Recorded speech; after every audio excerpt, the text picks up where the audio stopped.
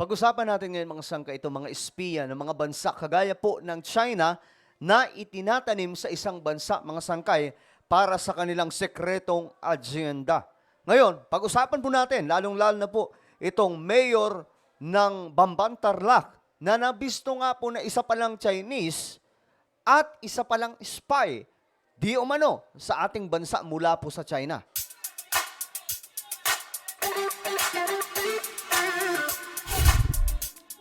Hello guys, this is me, Sangkay Janjana. I'm back for another vlog today. Pag-uusapan po natin ngayon mga sangkay itong malaking balita international sapagkat kahit sa international, naibabalita na po ito na pag-uusapan na po mga sangkay.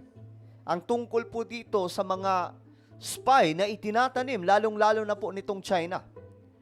By the way, bago tayo magpatuloy, paki-subscribe po muna yung ating YouTube channel. 1.27 million subscribers na po tayo dito sa YouTube. So, kung hindi ka po nakakapag-subscribe, click the subscribe down below, click the bell, and click all. Sa mga nanonood naman po sa Facebook, i-follow nyo po yung ating Facebook page.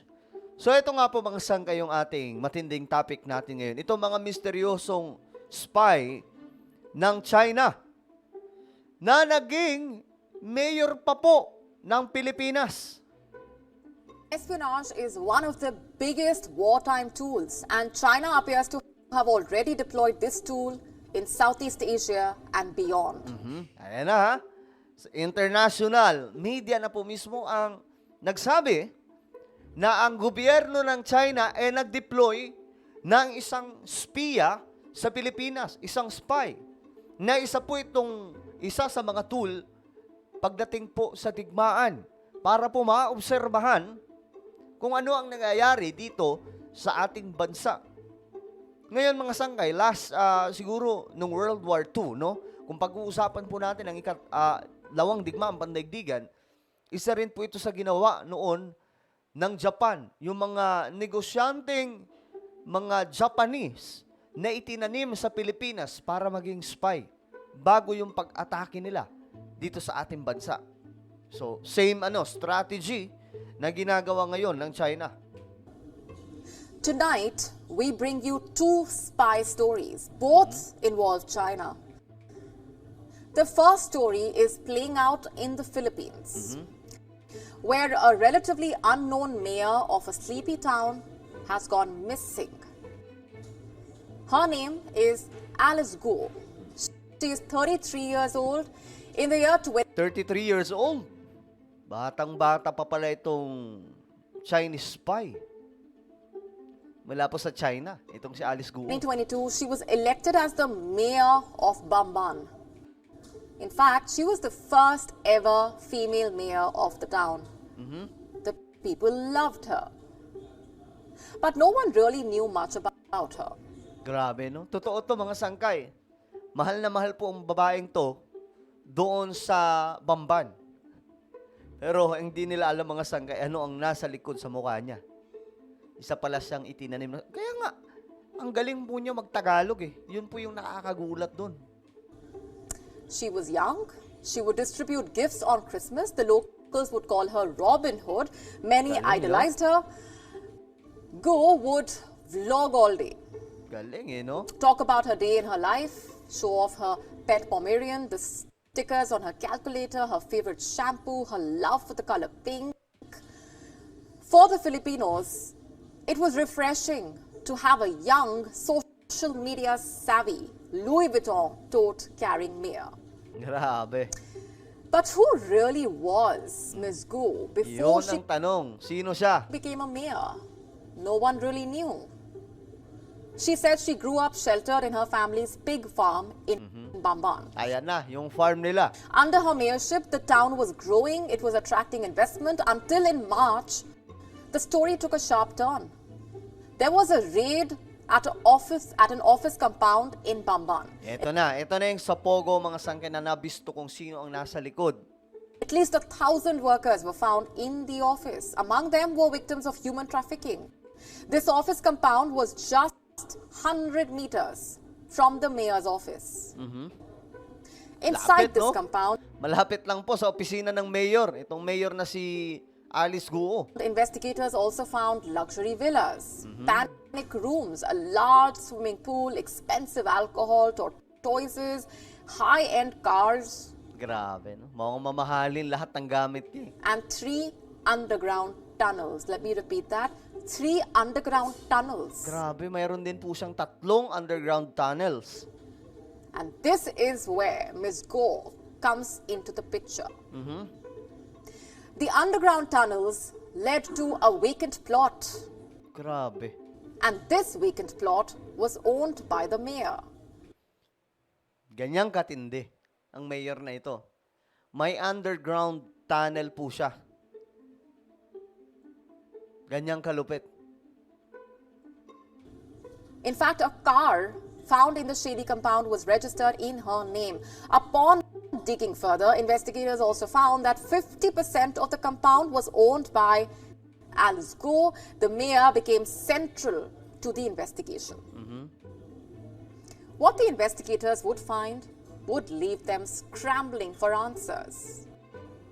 Turns out, Alice Go, the beloved mayor of Bamban, was a mystery. For starters, her birth certificate was not registered until she was 17. The document bears the name of one. Pakinggan nyo mabuti mga sangkay kasi ganun kalalim yung kanyang itinanim na ugat mga sangkay sa Pilipinas bago po mabisto. Hanggang sa naging mayor siya. Ganun kalupit. At ako mga sangkay, medyo worried kaunti. Kasi nga po marami dito sa ating bansa, mga nagiging politiko, mga Chinese. Who knows, mga sangkay, kung isa sila sa mga spy. Diba? Amelia Leal as Go's mother. Authorities found no Amelia Leal in their records. Go's father is listed as Filipino. This was contrary to what she has previously claimed. The mayor always maintained that her father was Chinese. Alice Go claimed she knew influential politicians, but these politicians say they never heard of her. Diba? Medyo yung niya mga sangkay, yung background ng kanyang pagkatao simula nung bata, medyo tago. Dito siya na-highlight dong malaki na siya. Biglang naging mayor. Pero yung pagkatao niya mga sangkay, simula nung bata pa po siya, elementary, na sinasabi dito po siya lumaki, tago mga sangkay. Magigets po natin na ganito ang ginagawa ng mga sikretong agent. Diba? Mga movie, nangyayari yan mga sangkay, diba? May mga story na ganun na hindi po natin alam, kaya palang gawin ito in real life. She would also say that she was homeschooled by one teacher, Rebellion. Ito pa mga sangkay, hindi daw siya nag-aral in public. Homeschool lang. Sabihin, meron lang po nag-tutor sa kanya. Ayaw mo sa sinasabi niya. Turns out, kasi ito po yung tinanong, kamusta yung pagiging bata mo noon? Sino yung mga kababata mo? Saan ka nag-aral? So, homeschool lamang po siya. May nag-tutor lang daw, which is nakakapagtaka, guys. that was a lie as well. There was no teacher, Rebellion. Di mo akalain, no? But there- Magiging spy yung ganyang mukha? There were records of Alice Q attending a regular school in the Philippines, Quezon City. Former pupils of the private school remember a classmate named Go Huaping. Philippines Immigration Bureau has records of a Chinese citizen by the same name. They also have a Chinese birth certificate Ayan na, doon na nalaman mga sangkay yung tunay niyang pangalan. which lists Go Huaping's parents as Chinese nationals. Nako. And what's more, reports say Go's fingerprints match those of a Chinese national. So is Alice Go Huaping? You see, this entire case has left the Philippines puzzled to the core. Where did she come from?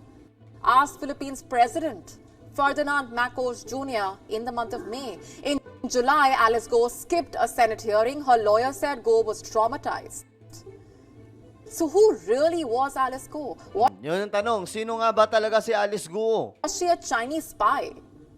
Did a Chinese spy infiltrate a mayoral office? How could the Philippines make such a blunder? How Grabe, no?